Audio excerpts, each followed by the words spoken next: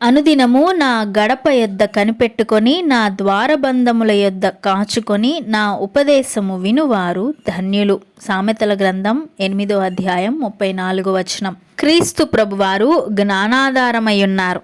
ఆ జ్ఞానము యొక్క గడప అలాగే ద్వారబంధము అనగా దేవుని లేఖనములను సూచిస్తుంది. దేవుని వాక్యమును చదువువారును వినువారును దానిని గైకొనువారును ధన్యులగును.